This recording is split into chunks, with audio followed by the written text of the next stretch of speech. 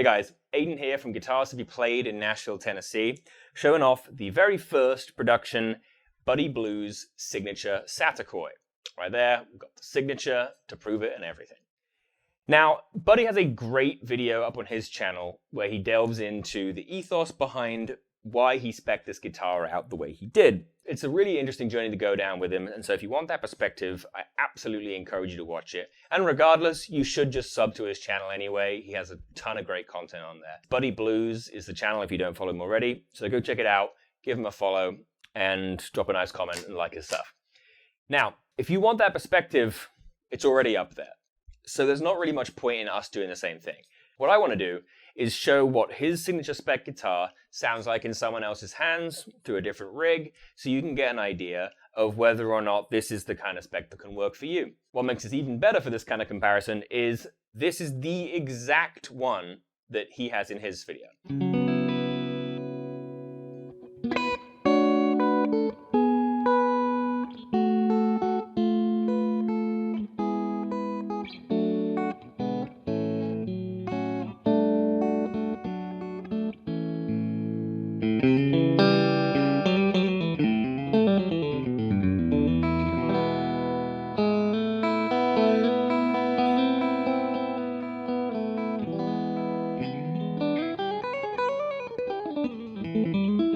First off, let's go through some basic specs. This is an older body and a maple neck. I actually really like that combination. It's a little unconventional. I'm used to seeing like the 50s spec Strat, you know, the maple neck ash body, and then the 60s kind of spec Strat, the older body and the rosewood board. This is kind of a beautiful mix of the two. So you've got that kind of snappy, spanky quality that the older brings, and you've also got a lot of that kind of transient punch and attack that the maple board can bring. So you kind of find yourself a little bit in the middle of that scoopy 60s thing and that biting, punchy 50s thing. I think the pickups complement that really well as well, and hopefully you'll hear as we go through them that there is enough glassiness to be had if that's what you need, and enough raucous energy if that's what you want.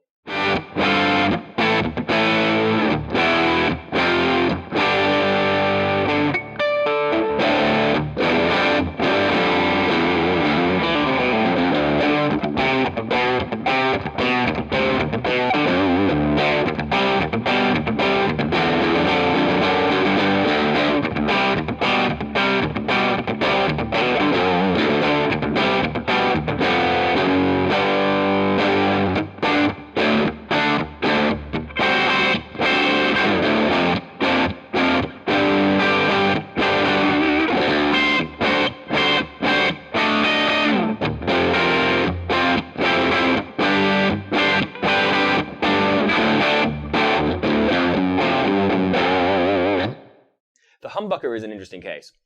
It does have a coil split on it, and it is, thankfully, a push-push, not a push-pull. I don't know a guitarist alive who prefers a push-pull. What you often sacrifice with a coil split is that there is a dramatic volume drop. Most of the time, when there's a giant volume drop, the thing you are losing is the consistency in that position. You can dial your amp in to sound great with your bridge humbucker or your bridge single coil, and then as soon as you swap to the other one, you're pushing the amp so much more that you have a totally different tone. It is designed to be consistent, no matter which position you have this bridge in. I was eagerly anticipating the guitar getting here because I really wanted to see how LSL pulled it off. What I assumed would be that the single coil sound would be sort of brought up in output level. If anything, the bridge humbucker sound is brought down in output, which I love. I love a low output, low wind humbucker. And as a result, it's more of a tonal shift than a volume shift or even like a use case shift. You know, in this clean sound, we can hear it pretty clearly. When we're in humbucker mode,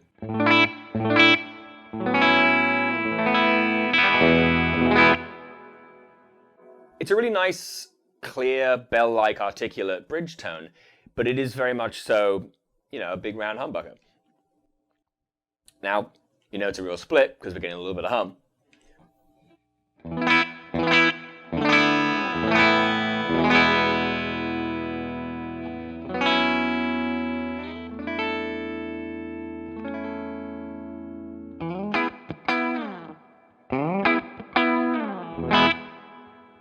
So what you hopefully heard there was you lose a little bit of that low mid grunt and you get a little bit more of that kind of string definition and stringiness on top.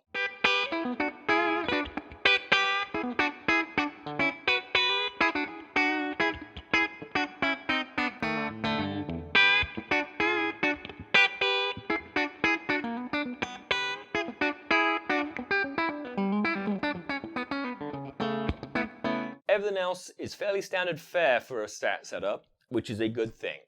Again, if it ain't broke, don't fix it. So let's give you a couple sounds. Here's your neck pickup.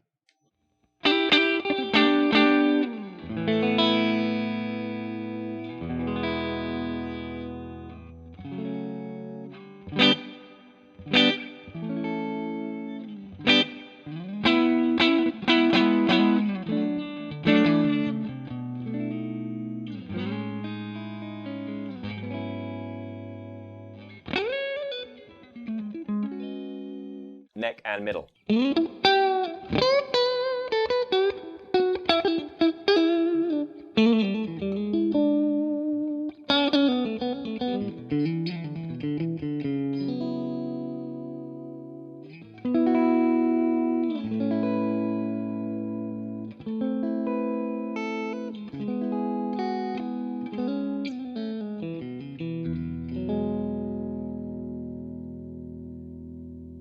Not for the faint of heart, here is that middle Strat pickup position.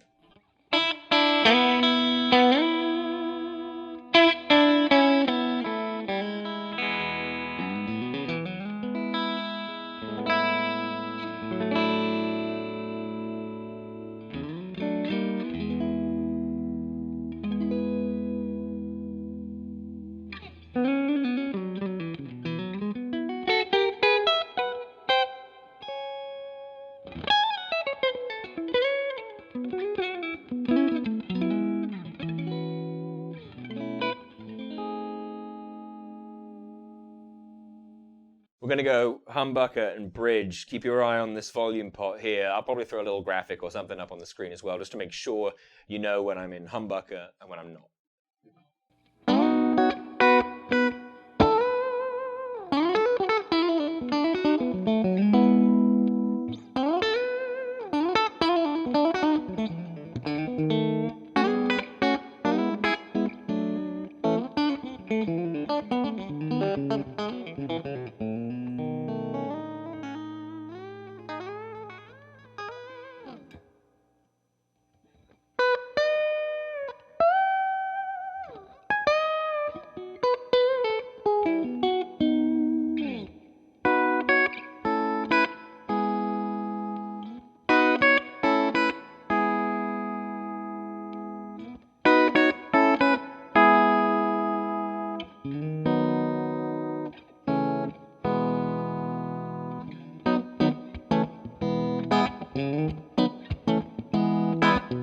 And now by itself.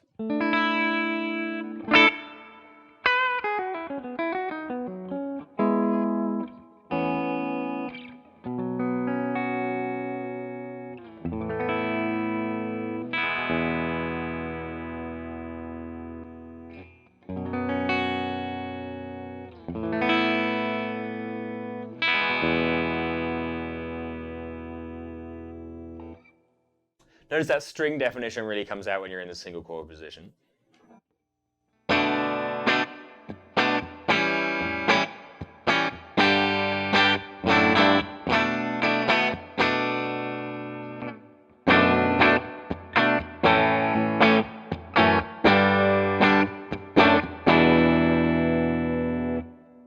See how that low end really comes out when you're in that humbucker position.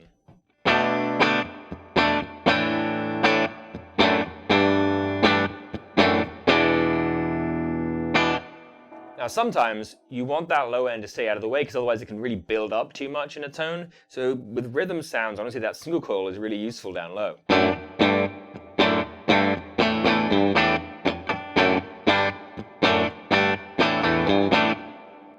Whereas with that same setting with as much reverb that's on here, you're going to hear a lot of low end with the humbucker.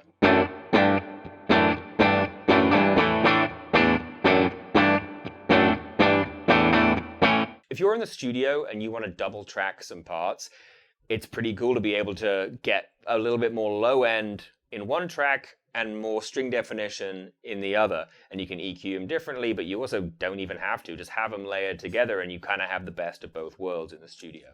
All right, I'm going to try and talk a little bit less. We're going to move over to some dirty sounds and run through those pickups again.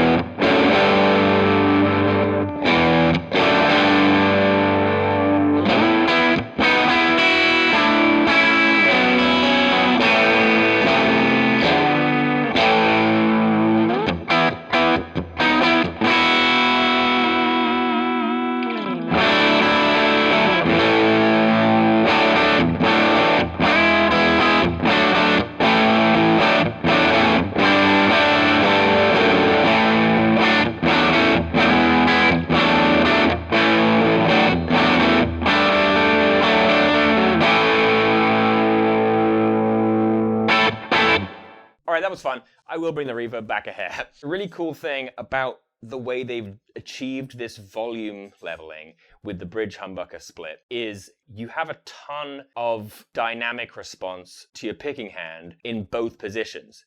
Oftentimes, when you have a coil split, you can set your amp up to be really nice and responsive to the humbucker, but then once you're in single coil, everything feels anemic. So in the single coil position,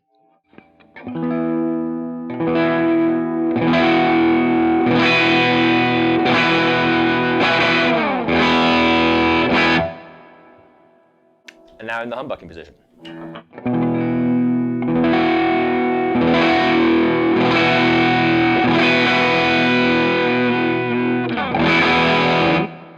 Now let's get some of those blends in the next position, bridge and middle.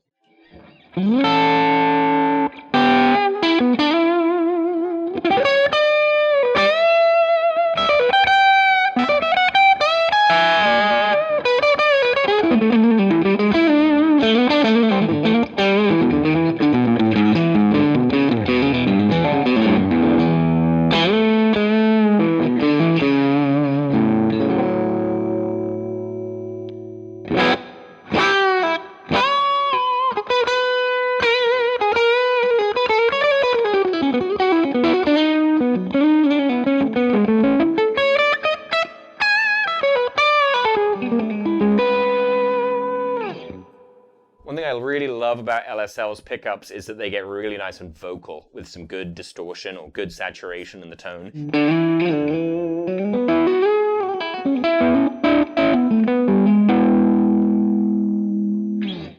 Which really makes the most of that, vocal quality and note bloom if you're dialing your amp in nicely.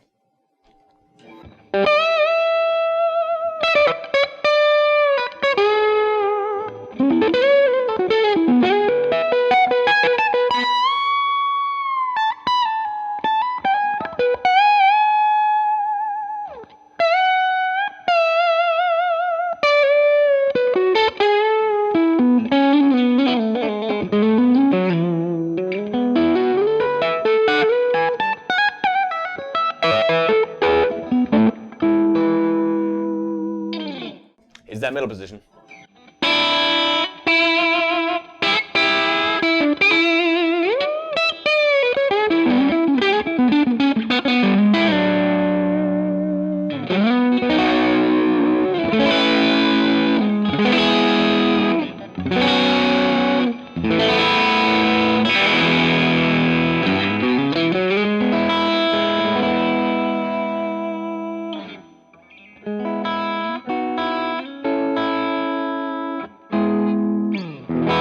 Middle and neck.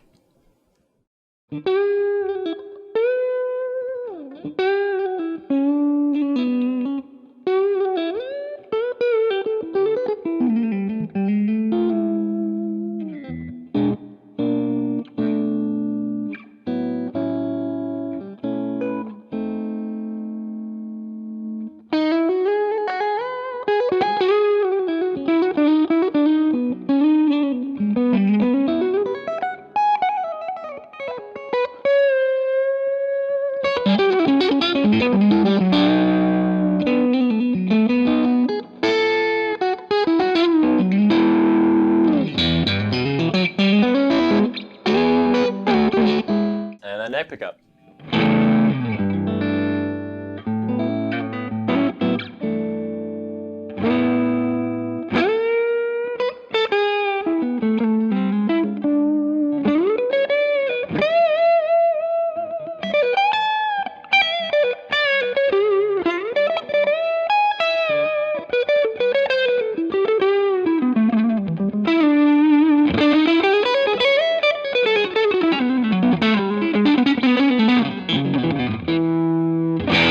Especially on the clean sounds, you gotta be a little bit careful because I think some of that top end glassiness can drive an amp into some pretty harsh overdrive, which again, when you're playing with a band, is really, really good for helping you stand out. These to me are great single coil pickups to operate the way I like to use single coil pickups, which is have that volume knob on 8, set my tone to the volume being on 8, and honestly the tones being on 8 too. I've kept them on 10 for this video because a lot of people do have everything up on 10 and I want that to come across, but I typically run everything on 8 like this. And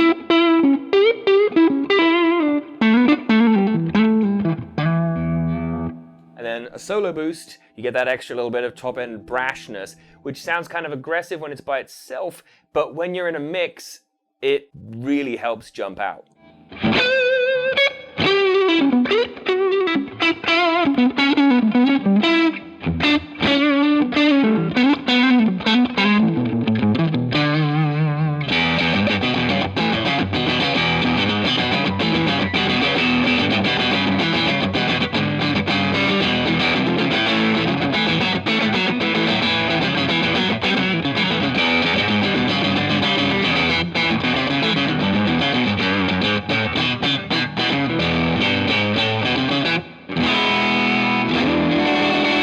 The neck carve is comfortable too. You know, it's a C shape. I would characterize it as being, you know, it's a medium C, but it's on the chunkier side. It's not a super thin C. It's not gonna strike anyone as being like a baseball bat.